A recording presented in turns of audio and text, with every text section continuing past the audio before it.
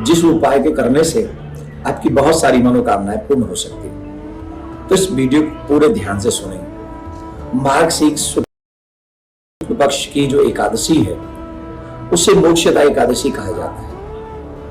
और युधिष्ठिर ने जब भगवान श्री कृष्ण से ऐसा प्रश्न किया तो भगवान श्री कृष्ण ने युधिष्ठिर को एक पूर्व ऐतिहासिक कथा सुनाई।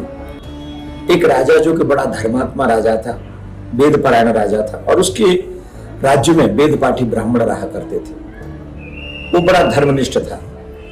पर एक बार वो जब सो रहा था तो स्वप्न उसको आया उसके पिताजी का, और स्वप्न में उसके पिताजी ने कहा कि पुत्र, मैं बड़ा दुखी हूं, मैं अपने कर्मों के कारण नरक में पड़ा हुआ हूं, और पुत्र वही पुत्र है जो अपने पितरों को नरक के ताप से मुक्त करो, तुम मेरे लिए कुछ करो। ऐसा कह के वो स्वप्न में अदृश्य हो गए।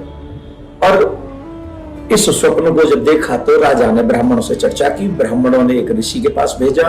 उन ऋषि ने योग बल से जान लिया कि कौन कौन से कृत्य ऐसे थे। तो उसमें विशेष हम बात में नहीं जाएंगे, किसी न किसी कर्म की वजह से ही व्यक्ति नरक में जाता है।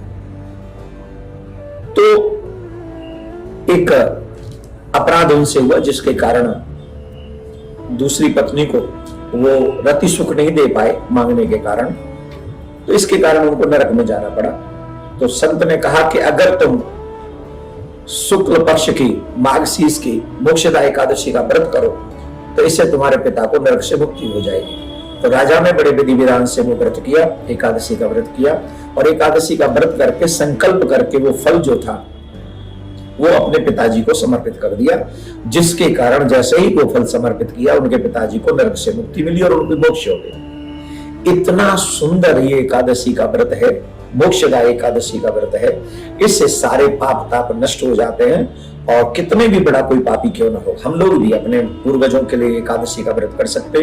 मोक्षदा एकादशी नियम यह है कि विधि विधान से इसका पालन करें, नियम का पालन करें, और फिर संकल्प लेके एक व्रत करें, संकल्प लेके उस व्रत का पारायण करें, संकल्प लेके उस व्रत को अपने उस पितर के नाम समर्पित कर दें जिनको हम ये फल देना चाहते हैं।